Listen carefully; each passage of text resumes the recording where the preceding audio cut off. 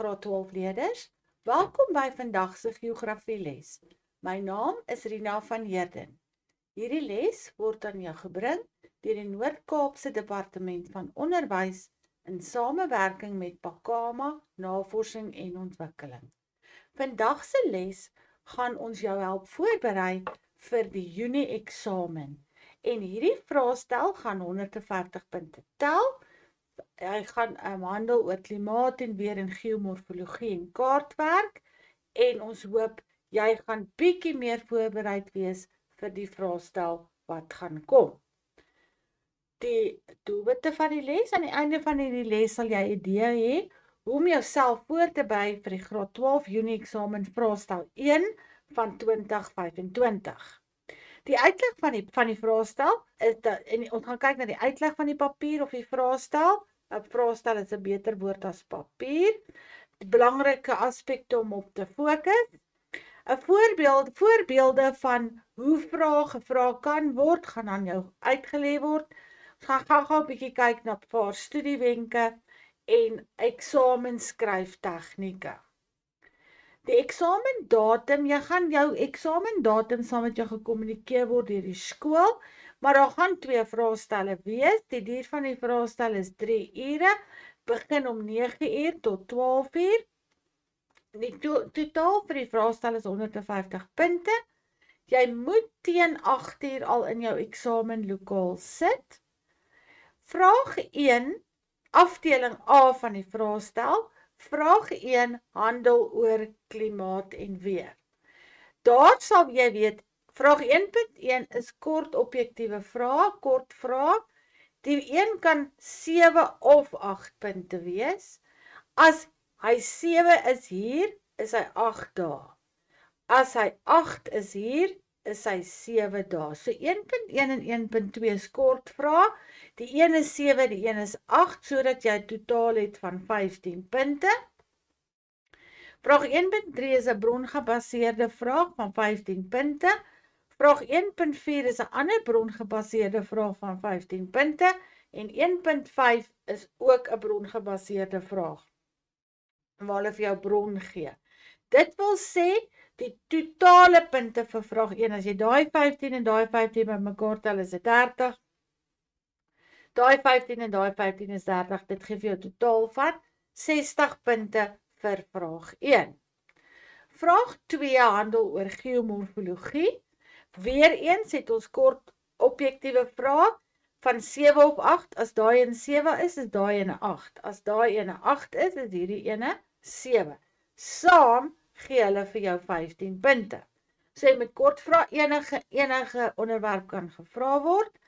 Dan het jy weer 2.3 is brongebaseerde vraag vir 15 punte. 2.4 is nog 'n brongebaseerde vraag vir 15 punte. En 2.5 is nog 'n brongebaseerde vraag vir 15 punte. So dan het jy weer, daai 2 is 30, daai 2 is 30, en dit gee vir jou 'n totaal vir vraag 2 van 60 punte. Afdeling B is vraag 3. Vraag 3 is kaartwerk. Vraag 3.1 sal altyd 10 punte tel. Hier vra ons vir jou tegnieke en berekeninge, kaartwerk tegnieke en berekeninge. 3.2 gaan altyd 12 punte tel. Hier kyk ons na kaartwerk interpretasies van die teorie en ons interpreteer dit op die kaart. En dan 3.3 is GIS wat 8 punte is. So hierdie gaan dan nou vir jou 'n totaal gee van 30 punte vir vraag 3. As jy hierdie 3 bymekaar tel, kry jy 30. So ek sit met afdeling A is 120 punte. Onthou dit bestaan uit vraag 1 en vraag 2. Vraag 1 is 60, vraag 2 is 60. So ek het 120 punte. Afdeling B is 30 punte. So die groot totaal vir die vraestel, jy daai een en daai bymekaar kry, het jy 150 punte. Dit is waaruit die vraestel gaan tel. Jy 3 ure om hierdie vraestel te voltooi. Belangrike aspekte om op te fokus, lees die vrae met begrip. Maak seker jy verstaan presies wat die eksaminator van jou verwag en watter onderwerpe word gedek. Maak seker oor die betekenis van die werkwoorde. Byvoorbeeld, as hulle vir jou vra, verantwoord of gee antwoord of gee rede of in Engels praat hulle van account, verantwoording om te antwoord vir, jy moet verduidelik die oorsake vir iets. Verantwoord die rede vir jou antwoord of so iets, om te verduidelik waarom. Met ander woorde, die woord verduidelik is hier, wanneer jy daai werkwoord moet beantwoord, moet jy verduidelik. Die ander een wat baie gereeld voorkom is definieer, dan soek hulle 'n beknopte, duidelike betekenis wat jy moet gee, of jy moet dit korrek beskryf, of jy moet in sommige aspekte die vermoë of die eienskappe van daardie konsep weergee. Verduidelik is ook 'n baie algemene werkwoord wat jy in die vraag kan kry. Verduidelik verwag van jou om die materiaal wat jy aanbied duidelik te maak, te interpreteer en uit te spel. Met ander woorde, jy moet redelik in detail ingaan en jy moet gaan interpreteer en uitspel wat die vraag van jou verwag. Dan 'n ander vraag wat 'n werkwoord of 'n instruksiewoord wat nou deesdae baie gereeld voorkom, is verduidelik waarom of verduidelik hoe. Hierdie een is net verduidelik. Hierdie een sê vir jou waarom en hoe. Wanneer jy hierdie vraag antwoord, moet jy seker maak daar's 'n faktor en 'n kwalifiseerder. Jy kan nie net sê styluit van die helling. As die vraag is verduidelik hoe die geïllustreerde landskap 'n negatiewe uitwerking op infrastruktuurontwikkeling sal hê. Jy kan nie net sê styl, die helling is styl. Jy moet sê styluit van die helling sal konstruksie van paaie of spoorlyne belemmer. Daar's jou kwalifiseerder. Daar's jou faktor, hier's jou kwalifiseerder. Hoekom? Want die woordjie hoe is daarin. Waarom of hoe. Jy kan nie net sê sagtheid van die onderliggende gesteentes, die onderliggende gesteentes is sag nie. Jy moet sê, as dit sag is of dit is word nie maklik geërodeer nie, veroorsaak dit onstabiliteit van paaie of vir konstruksie. Verduidelik hoe die geïllustreerde landskap 'n negatiewe impak op wat het, op infrastruktuurontwikkeling. As ek infrastruktuur ontwikkel, moet ek bou of konstruksie moet plaasvind. So met ander woorde, jy moet hierdie tweede gedeelte van die antwoord bygee. Wanneer dit is, verduidelik waarom of verduidelik hoe. Jy moet tekeninge kan doen as jy gevra word om dit te doen. Byvoorbeeld, teken 'n skets van 'n tropiese sikloon in sy volwasse stadium, soos op 'n sinoptiese weerkaart. Dui die volgende op die skets aan. Die ligdruklesing, jy moet 4 isobare hê en die tropiese sikloon simbool. 3x1, jy kry 'n antwoord vir die ligdruklesing, vir die 4 isobare of vir die simbool. Maar belangrik is die skets.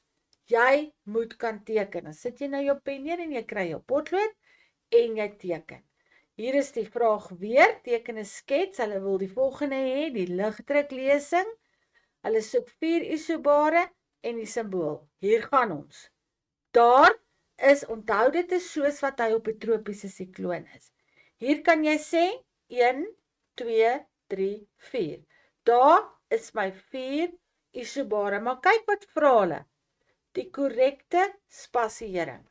Dit beteken, onthou hier is hierdie tropiese sikloon beweeg altyd in 'n suidwestelike rigting. Hierdie kant is die isobare styl en aan die ander kant, daar's die simbool, daar's die ligdruklesing, daar's die simbool, ek het daai 3. As ek terugkom na die korrekte spasiering, hier aan die noordoostelike kant is hulle ver uit mekaar uit. Aan my suidwestelike kant is hulle naby aan mekaar. Dis wat hulle bedoel met korrekte spasiering. Onthou die ligdruklesing moet onder 1000 hektopascal wees en baie mooi, jy moet seker maak Jy weet hoe lyk die simbool vir 'n tropiese sikloon. Daar is die simbool vir 'n tropiese sikloon. Wenke vir die skryf van paragrawe: onderstreep die hoofonderwerp van die vraag, onderstreep die aksiewoord of die vraagwerkwoorde, onderstreep die fokusarea van die vraag, let op dat sommige paragraaf 2 aspekte kan vereis. Belangrike aspekte om op te fokus, want elke vraag het 'n paragraafvraag, waar jy 'n antwoord moet gee in 'n paragraaf. Nou dis baie belangrik, hoe om hierdie paragraafvraag te interpreteer.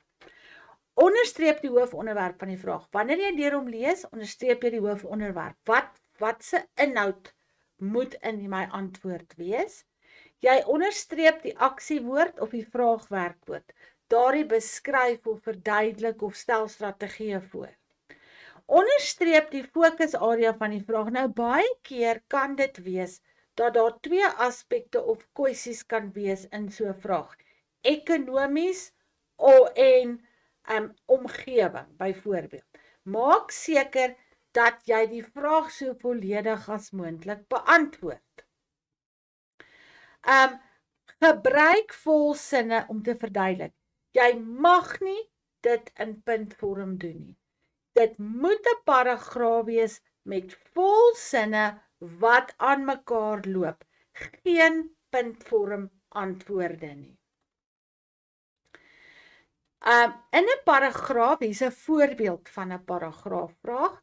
In 'n paragraaf van ongeveer 8 reëls. Baie kinders vra oor hierdie 8 reëls. Dis net 'n riglyn. Moenie 16 reëls nie, dis te veel. Jy gaan dan te veel skryf. Hier is net 'n riglyn van 8 reëls. Gee 'n uiteensetting. Daar is jou werkwoord van wat? Tropiese siklone is die inhoud, maar hier is die 2 aspekte. Gee 'n uiteensetting. Wat is dit om 'n uiteensetting te gee? Jy moet 'n kort opsomming maak waar jy hoofpunte gebruik en laat klein besonderhede uit. Baie belangrik is, dit moet volsinne wees. So dit is wat jy moet doen as jy 'n uiteensetting moet gee. Van wat? Van die ekonomiese en die omgewingsimpak van tropiese siklone. Nou hier is daai 2 aspekte wat jy uiteen moet sit. Die 2 aspekte wat jy moet uiteensit om hierdie vraag te beantwoord. Die omgewingsimpak sal wees oorstromings van laagliggende kusgebiede wat kuserosie tot gevolg het.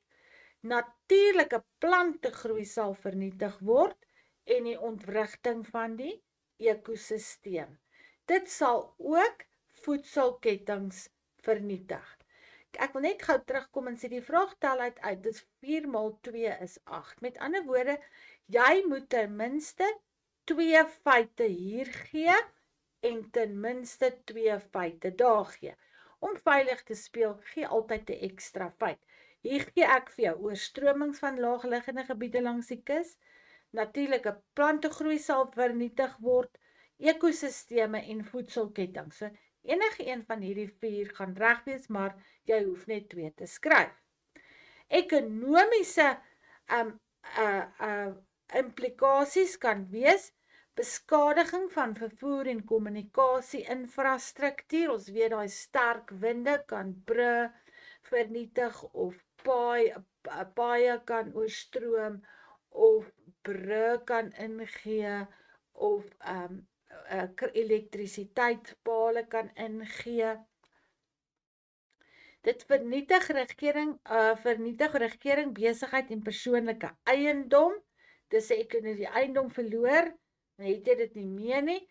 Daarmee gepaard gaan mense eise indien by die versekering wat ook 'n baie hoë ekonomiese impak kan hê. Ek gaan nou oor na voorbeelde van vrae wat gevra kan word. Kort objektiewe vrae kry ons 'n meervoudige keusevraag. Dit kan wees dat hulle vir jou 'n hulpbron gee soos 'n skets in die geval en hulle sê vir jou lyn CC. Daar's CC. Wat verteenwoordig dit?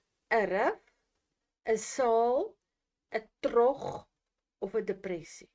Net eenvoudige keuse. Of hulle kan vir jou sê die hoëdruksel by D sal veroorsaak dat weerstelsel E in 'n watse rigting beweeg? Suidoostelik, B noordoos, C suidwes of D noordwes. Ander woorde, nou moet jy weet, hierdie is die suid en Atlantiese hoëdruksel, hy druk in of hy wig in agter hierdie 'n middelbreedte sikloon en ek kan sien hierdie middelbreedte sikloon loop soos hy gaan soen toe loop. So met ander woorde, hier is die antwoord vir A, rif. Onthou as ek 'n hoëdrukstel het en hy maak so, dan praat ek van 'n rug of 'n rif. Ek dink 'n rug is ook aanvaarbaar. Dan met 'n laagdruk, as die laagdruk dit doen, dan praat ons van 'n trog van laagdruk. Nou as hy hom so gaan indruk, gaan hy hom indruk in 'n suidoostelike, noordoos, suidweswaarts of noordwestelike en die enigste heel wat korrekte antwoord gaan wees noordooswaarts. Kort objektiewe vraag. Ons kan ook deesdae kompleks meervoudige keuse vrae vra. Hier het ek weer 'n skets, hy lyk so. Hulle sê vir jou die weerstasie se toestand, die weerstoestand by weerstasie F. Hier's die weerstasie by F. Dit kan wees ligtemperatuur is 8, wolkdekking is 4/8, suidwestelike wind en windspoed 15 knope. Dan gee hulle vir jou 'n kombinasie wat beteken daar's 2 antwoorde korrek. Ek moet dan na A, B, C of D toe gaan en die korrekte kombinasie kies. As ek daar kyk, ligtemperatuur is 8, dit is onwaar. Die ligtemperatuur is 14, sou ek haal daai een uit. Wolkbedekking is 4/8, dit is die helfte, daai is korrek. As ek hier kyk na die wind, is dit 'n suidwestelike wind. Die windspoed is nie 5 knope nie, maar eerder 10. So daai en haal ek uit. So wat is my korrekte kombinasie? 2 en 3. So jou regte antwoord gaan wees B. Hierdie noem ons 'n kompleks meervoudige keusevraag. Mag dalk 'n bietjie langer vat om die antwoord vir hom te kry. My kort objektiewe vraag, die nuwe manier waarop hulle kolom A en B vra, is hulle het die stelling in kolom A en kolom B kies jy Y of Z. Y of Z. So dit eintlik amper soos kies die regte woord tussen hakkies, dis net in kolom A en B. Baie belangrik. B hoef nie woorde te wees nie. Dit kan sketse wees. A kan ook sketse wees en nie net woorde nie. Hulle kan 'n visuele prentjie enige plek inbring. So die dendritiese stroompatroon is Z in hierdie geval. Die stroompatroon ontwikkel op 'n koepel, dan 'n radiale stroompatroon. Stroompatroon word gekenmerk deur kort sytakke wat reghoekig, daar's jou kernwoord, by die hoofstroom aansluit en dan gaan dit tralie wees en dan die onderliggende gesteente struktuur van die stroompatroon hier gaan wees gesteente met krake en nate. Hulle kan vir jou 'n diagram gee. Verwys na die skets hieronder wat die ontwikkeling van lynsdonderstorms gedurende die somer illustreer. En daar is jou skets. Jy's baie gelukkig want hulle gee reeds vir jou die antwoord. Hulle sê vir jou dit is lyndonderstorms gedurende die somer. Hulle sê vir jou identifiseer die front by A. Hulle sê vir jou gee die windrigting by C, B en C. Hulle sê vir jou Noem die voginhoud van lugmassa B en C. Verduidelik die vorm van lyndonderstorms oor die binneland van Suid-Afrika en wat is die positiewe impak van swaar reënval geassosieer met lyndonderstorms op die fisiese natuurlike omgewing? Hier sal ek sien 6 plus 4 is 10 plus 5 is 15. So hierdie is 'n tipiese brongebaseerde vraag met 'n diagram. Goed, kom ons gaan kyk. Ek gaan eers vir jou hierso wys. Wanneer die vraag sê identifiseer in hierdie geval, dan wil hulle hê jy moet vasstel wie of wat of iemand is. Identifiseer die front by A. In kortweg, wat is A? Hulle wil hê jy moet iets vasstel wat iets is. Wanneer die werkwoord gee is, wil hulle hê jy moet feite kortliks gee sonder 'n bespreking. Noem om relevante feite te gee. Ek wil hê jy moet sê gee 2 maal 1. Daar moet 2 feite wees. Elkeen gaan 1 tel. Noem die voginhoud lugmassa van B en C. 1 punt vir B, 1 punt vir C. Nou sê hulle vir jou, verduidelik, wat moet jy nou doen? Om 'n moeilike begrip so te beskryf dat iemand dit maklik kan verstaan. Met ander woorde, hulle wil weet hoe vorm lyndonderstorms. En jy moet dit nou so maklik en eenvoudig as moontlik kan verduidelik. En dan die laaste ene is jou, wat is net 'n gewone wat as jy net 'n vraag beantwoord. Kom ons gaan kyk na die antwoorde. Daar's my skets van die lyndonderstorm. Identifiseer die front by A. Daar's die front. As dit 'n lyndonderstorm is, sal dit altyd 'n vogfront wees wat daar vorm. Onthou, 'n front is 'n denkbeeldige lyn waar lig van verskillende lugmassas mekaar ontmoet. Gee die windrigting by B en C. Dis baie maklik. Daar's B, daar's C. So met ander woorde, waar kom die wind van B vandaan? By C is suidwes en by B is noordoos. Baie maklik. Dan sê hulle vir jou by vraag 1.5.3 noem die voginhoud van lugmassa B en C. So hulle vra vir jou eers wat is dit? Dis die vogfront. Hulle vra vir jou watter rigting kom hierdie winde. Nou wil hulle weet hoe is hierdie winde? Wat is die eienskappe van daardie winde? B is oor die land. So hy gaan wees, maar hy kom van hierdie warm oseaan af. Hierdie anti-kloksgewyse rotasie om die hoogdruk beweeg oor die warm Mosambiek-stroom. So hierdie wind is warm, is vogtige lug. Jy kan self sê dis warm ook. Warm vogtige lug, maar hulle soek die voginhoud. Dis vogtig, B is vogtig. C kom hier van die koue Benguela seestroom af, so hy gaan droë lug. Dit is koue lug. Koue lug is gewoonlik droë lug. Goed. Verduidelik die vorming van lyndonderstorms oor die binneland van Suid-Afrika. Warm, klam of vogtige en koue droë lug om oor die binneland konvergeer. Hier konvergeer, met ander woorde, hulle vloei na mekaar toe, warm, vogtige lug en koue droë lug. Wanneer hierdie lug van verskillende lugmassas ontmoet, vorm 'n vogfront. Die koue lug, met ander woorde hierdie lug, dwing die warm lug om parallel met die vogfront op te styg. Hierdie koue lug beweeg onder die warm lug in. Hierdie koue lug druk die warm lug weg van die oppervlak af. Met ander woorde, dis warm lug, warm lug styg. Nou kom hierdie geval in waar die koue lug nou ook nog hierdie warm lug dwing om te styg. Die stygende vogtige lug koel af, kondenseer cumulonimbuswolke vorm, en daar is die cumulonimbuswolke. Altyd onthou, warm lug styg, die rympie, styg, koel af, kondenseer, vorm wolke.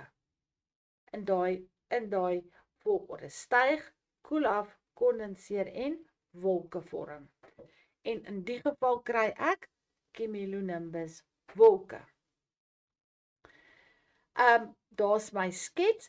Wat is die positiewe impak van die swaar reënval wat geassosieer word met 'n lyndonderstorm op die fisiese, die natuurlike omgewing, met ander woorde die boerderye, die plase? Ons het eerstens watervoorsiening vir die natuurlike plantegroei, dis positief, daar's water. Dit vul die grondvrugbaarheid aan. Onthou daar's stikstofbinding. Met ander woorde, dit maak my grond meer vrugbaar. Daar's genoeg water vir wild in die omgewing. Die vlak van die watertafel sal hoër wees. Met ander woorde, jy kan ook sê daar's meer grondwater. My biodiversiteit neem toe, daar's meer diere, daar's meer plante, selfs indien 'n kind sê, daar's meer plante, sal hulle dit regmerk want dit gaan oor biodiversiteit. Habitatte word herstel, daar's meer blyplek vir jou voëls en jou organismes. Ekosisteme het genoeg water en dit vul of suiwer natuurlike waterstelsel aan. Met ander woorde, daar's meer water in die damme. Dan kan hulle vir jou 'n uittreksel gee wat amper soos 'n begripstoets is in 'n taal. Hoeveel water gaan verlore as gevolg van uitheemse plante volgens die uittreksel? Waar gaan jy die antwoord kry? Jy gaan hom hier soek, by die leesstuk. 2. Gee 2 planne in die uittreksel wat die munisipaliteit van Kaapstad wil gebruik om watersekerheid te verbeter. Gee planne in die uittreksel. Waar gaan ek dit kry?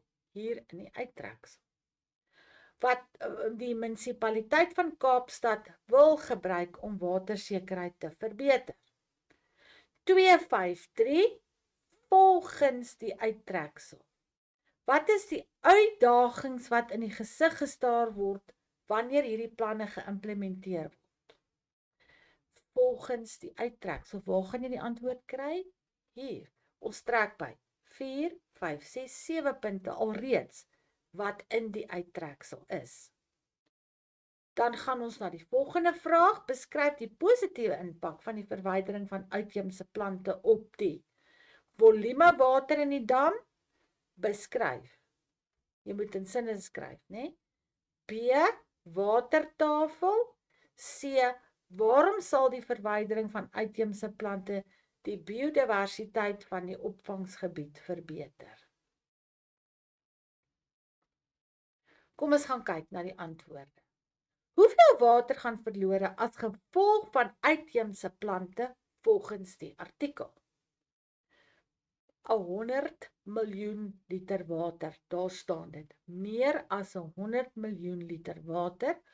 Of jy kan sê 20% wat die Kaapenaars daagliks gebruik. Hulle soek een antwoord vir een punt, enige een.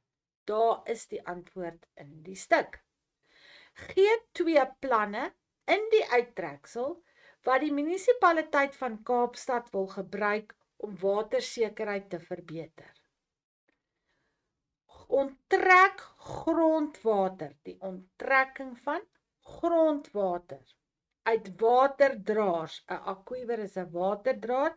Jy kan sien hier onder het hulle vir julle baie mooi gesê wat beteken sekere woorde in die stuk. Uitheemse skoonmaakprogramme en daar's hy, uitkappingsprogramme is 'n skoonmaakprogram en opvangsgebied restaurasie of opvanggebied herstel en instandhouding. So jy kan sien, hier trek ons alweer by 2. Hierdie antwoorde kom net so uit die leesstuk uit. Klaar 3 uit 15. Die volgende vraag is, volgens die uittreksel, Wat is die uitdagings wat in die gesig gestaar word wanneer hierdie planne geïmplementeer word? Weereens volgens die uittreksel. Dis die minder beskikbaarheid van grondwater as gevolg van uitheemse plante en daar is, ekskuus, hy's nou 'n bietjie vorentoe. Daai is dit. Minder beskikbaarheid van grondwater sal 'n grondwaterprobleem in die toekoms veroorsaak. Dan is dit daai onderbefondsing en onbevoegdheid of ondoeltreffendheid. Dit staan daar in die artikel wat jy lees. Hulle soek 2, wat elkeen 2 punte gaan wees, wat vir jou 4 gee. Dan vra hulle vir jou hier teen die einde, beskryf die positiewe impak van die verwydering van uitheemse plante op die volume water in die dam of die watertafel. Positiewe as ek daai uitheemse plante uithaal. Wat se invloed gaan dit hê op die volume water? As ek plante uithaal, dan is daar niks wat hierdie water mee absorbeer. So wat gaan gebeur met die vlak van die water? Die vlak van die water sal verhoog. Die volume water in die dam sal meer word. Jy kan dit so stel ook. Die watertafel, as ek dit uittrek, is dit ook nie meer daar wat geabsorbeer word nie. So daai water infiltreer in die grond in, so jou watertafel sal hoër word. Waarom sal die verwydering van uitheemse plante die biodiversiteit van die opvangsgebied verbeter? En hier soek hulle 2 feite. Daar sal meer water vir die plante wees as ek dit uithaal. Daar sal meer water wees vir dierespesies. Daar sal meer water wees vir akwatiese habitatte. Dit is habitatte van organismes in die water. Daar sal meer water wees vir voedselvoorsiening vir beter dierspesies ook. Dierspesies. Vir voedselvoorsiening vir beter dierspesies. Met ander woorde, meer water vir my diere in die voedselketting. Seuns en dogters, die volgende tipe bron wat jy kan verwag is 'n infografika. 'n Infografika is 'n teks wat hulle vir jou gee, 'n gedrukte stukkie wat jy moet lees. Dit kan 'n kaart wees, soos in hierdie geval, en in hierdie geval 'n grafiek. Wat is die belangrikste wat ek hier vir jou wil sê? 'n Infografika is 2 plus verskillende bronne in een figuur. Ek het iets wat jy moet lees, ek het 'n kaart waar jy iets moet soek, of daar's 'n grafiek wat jy iets moet soek. Dis 'n infografika. Belangrik is, 'n eksaminator moet vir jou ten minste 'n vraag vra oor elkeen van die 3 bronne. So met ander woorde, jy moet 'n antwoord gaan soek in enige een van die 3 bronne wat hulle vir jou gee. Die vrae wat ons kan verwag op so iets is, noem die 2 drukstelsels wat nodig is vir bergwinde om te ontwikkel. 2 maal 1. Jy moet 2 noem, elkeen tel 1. Bepaal die hoogste temperatuur wat op 13 Maart opgeteken is. Baie belangrik is, jy gaan net basies na jou grafiek toe. Watter rol het die eskarp of die plateaurand in die styging van bergwindtemperature tussen 10:00 en 2:00 gespeel? In 'n paragraaf van ongeveer 8 reëls verduidelik die impak van bergwindtoestande op die fisiese omgewing. Noem 2 drukstelsels wat nodig is vir bergwinde om te ontwikkel. Met ander woorde, wat is die 2 lugdrukstelsels? Ek het 'n hoogdrukstel en 'n laagdrukstel. Oor die binneland het ons die Kalahari hoogdrukstel en aan die kus het ons 'n kuslaagdruk of 'n laagdruk soos 'n middelbreedte sikloon wat net op die kus lê. Bepaal die hoogste temperatuur wat op 13 Maart opgeteken is. As ek my grafiek vat, ek gaan na die 13de toe, Daar's die 13de Maart, hier is die datum. Ek gaan op, daar is hy opgeteken. Ek trek my lyntjie en ek sien hierso as daar's 40, so hier's 41, 42, 43, 44.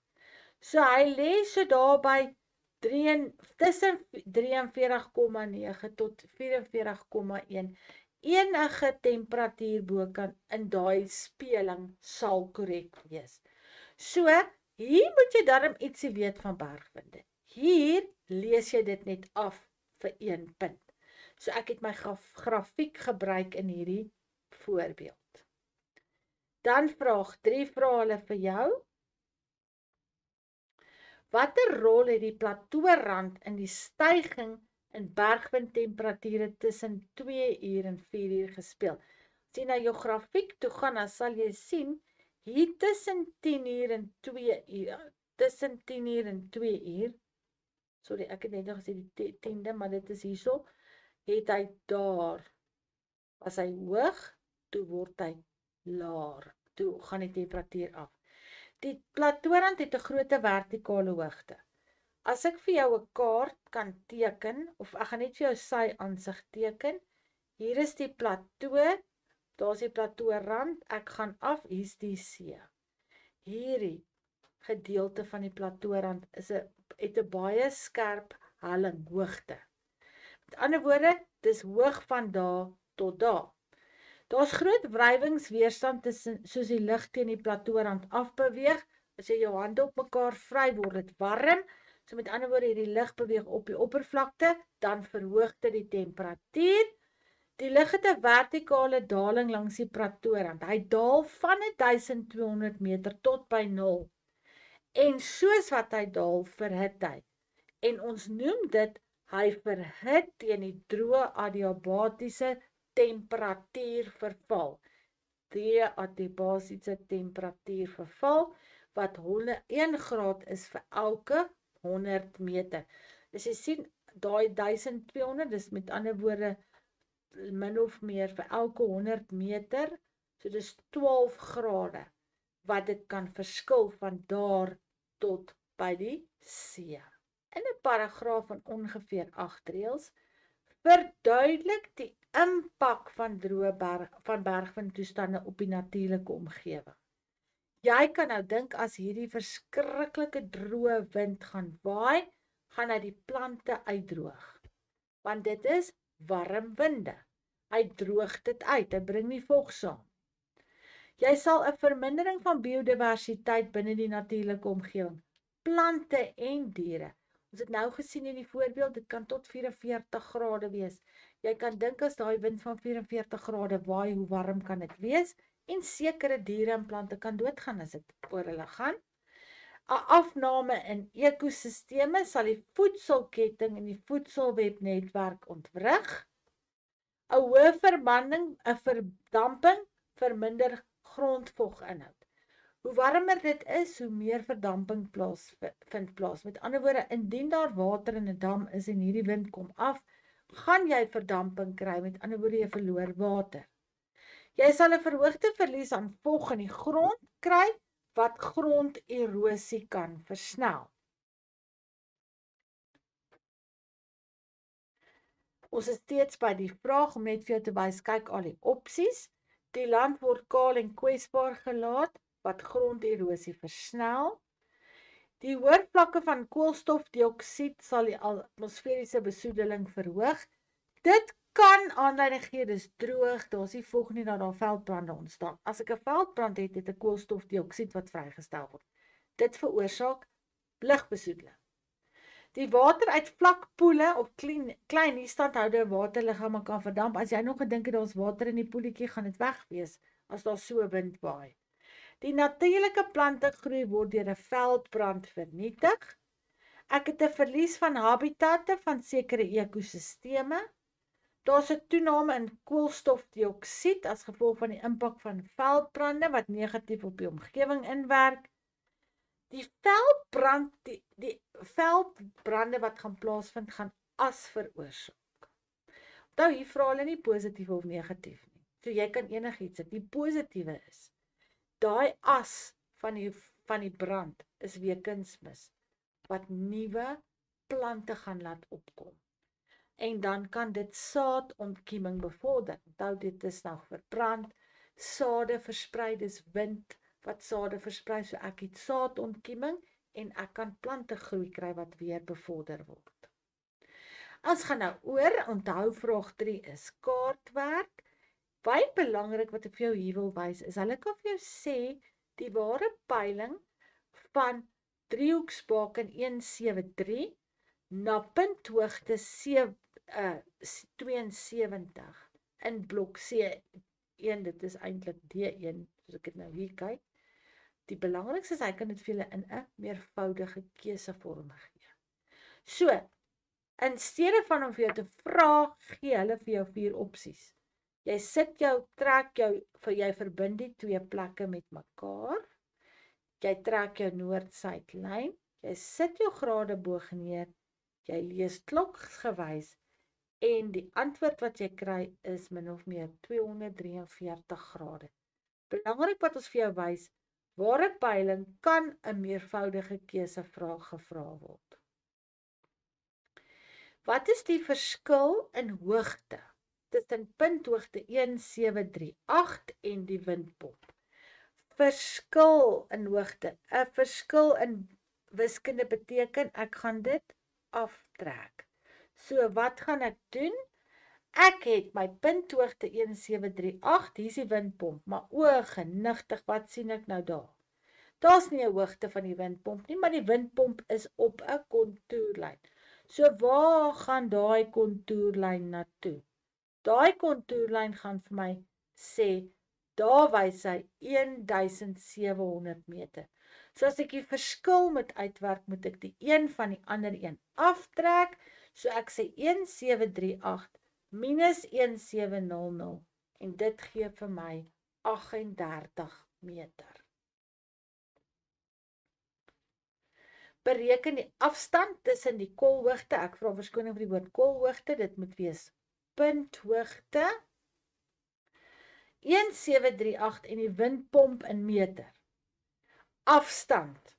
So, nou gaan ek daar is my kaart uittreksel, ek gaan na daai 2 punte, ek sit my liniaal neer, ek meet in sentimeter met my liniaal, en ek sê 5,5 centimeter, jy gaan 'n punt kry vir die 5,5. Hulle soek die antwoord in meter. Ek weet die topografiese kaart is 1 tot 50.000, so ek maal met 500 en 2750 is jou antwoord. Gebruik jy antwoord nou op vraag 3.1.4 en 3.1.5 om die gemiddelde gradiënt tussen punthoogte 1738 en die windpomp uit te werk. Daar is jou formule. So wat ek nou basies gaan doen, daar is dit, ek het nou al my antwoorde. So ons het gesien, hy het nou bietjie skeef uitgewerk, daai ene moet soontoe skuif, so ek het 38 op 38 maal met 2750 op 38. Waar kry ek dit? Ek het mos die verskil in hoogte, ek het daai ene van daai en afgetrek, toe kry ek 38 meter. So dit is my vertikale interval. My horisontale ekwivalent is ek het gemeet met my liniaal, ek het dit meter toegevat en ek het 2750. So my horisontale ekwivalent is 2750. So ek sit hier met 38 op 2750. Met gradiënt kyk ons na hoe styl die helling is. Met ander woorde, my antwoord moet wees 1 tot iets. Maar nou moet jy ook weet, daai beteken ook 1 oor iets. So ek het hierdie breek by my. Ek moet 'n 1 hierbo kry. Hoe gaan ek dit doen? Ek gaan doen wat ek daar doen. Ek sê 38 op 38. Wat ek bo doen, moet ek onder doen. So ek sê daar gedeel deur 38, daar gedeel deur 38. So dan word dit 2750 op 38.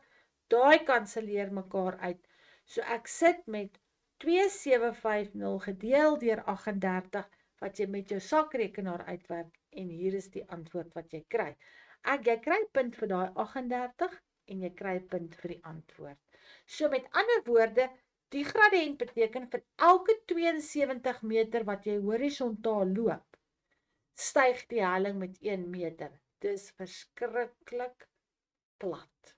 Baie geleidelik. Hier kan jy sien, die bewyse is daar met die kontourlyne wat so ver van mekaar geleë is. GIS vraagie wat jy kan kry, verwys na die uittreksel van die spoorlyne in blok A1 en B1 op die ortofotokaart. Daar is die spoorlyne. Kan jy daar sien? Dan vra hulle sê hulle vir jou data-integrasie is die kombinasie van verskillende tipes data en datalae van 'n spesifieke area vir die doel van besluitneming. Noem 2 datalae uit die uittreksel wat 'n ingenieur sal oorweeg voordat die roete beplan sal word vir spoorweg. Verduidelik hoe data-integrasie stadsingenieurs help toe hulle beplan het vir die ontwikkeling van die spoorlyn. Dan gee ek gou vir jou die antwoord. Hulle het na daai spoorlyne verwys, daar's die spoorlyne.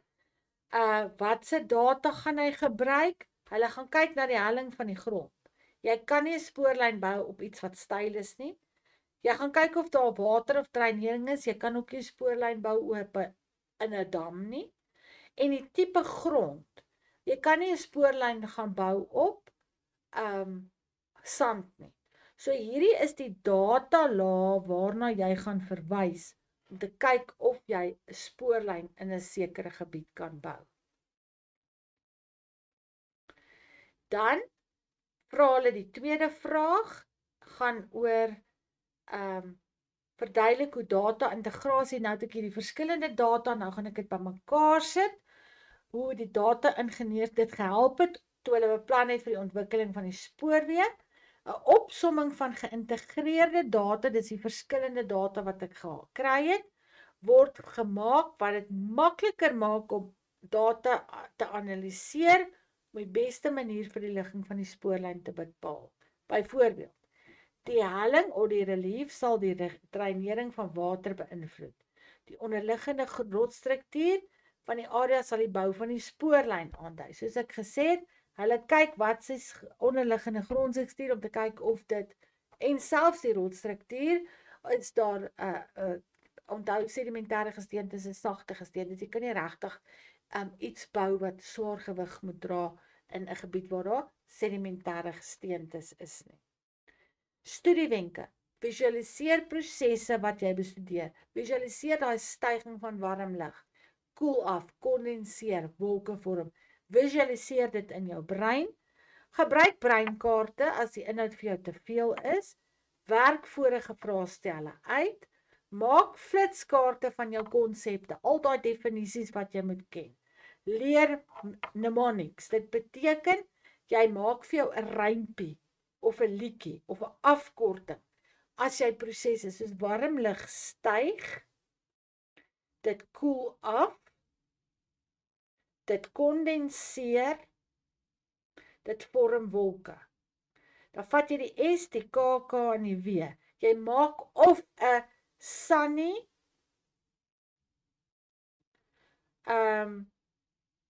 kry, koud, Woensdag. Sunny, kry, koud, Woensdag. Styg, koel af, kondenseer, wolke. Jy maak net vir jou rympie op 'n liedjie. Kyk YouTube video's, daar's baie Afrikaanse video's ook oor wat van hierdie prosesse verduidelik. Daar's ook Pakama video's in Afrikaans. Wenke vir beantwoording van die vraestel. Jy moet 8 uur by jou eksamensentrum wees. Maak seker jy het al jou skryfbehoeftes. Jy het 'n blou pen, 'n potlood, 'n uitveer, 'n liniaal, 'n highlighter, 'n gradeboog en 'n sakrekenaar. As jy iets vergeet het, soos die gradeboog, vra gou jou onderwyser om jou te leen. Daar's 10 minute leestyd. Gebruik dit. Jy ontspan, jy sit jou pen neer en jy lees elke woord in daai vraestel. Jy volg die instruksies, as hulle vir jou sê, moet in die middel nommer, dan nommer jy in die middel. As hulle vir jou sê, jy moet eenhede gebruik, soos grade Celsius, dan gebruik jy dit. Moenie jaag nie, jy het genoeg tyd, en beantwoord elke liewe vraag. Jy gaan geen vraag uitlaat nie. Gebruik die volgende tydstuur, spandeer 60 minute op vraag 1, 60 minute op vraag 2, 45, onthou hierdie is net 30 punte, 45 minute op vraag 3, dan het jy 15 minute oor, wat jy deur alles kan lees, om seker te maak, jy het alles beantwoord. Voor jy begin, haal diep asem, sak jou skouers en ontspan. En hiermee, seuns en dogters, wens ek jou alle sukses toe met die beantwoording van vraestel 1. Baie dankie.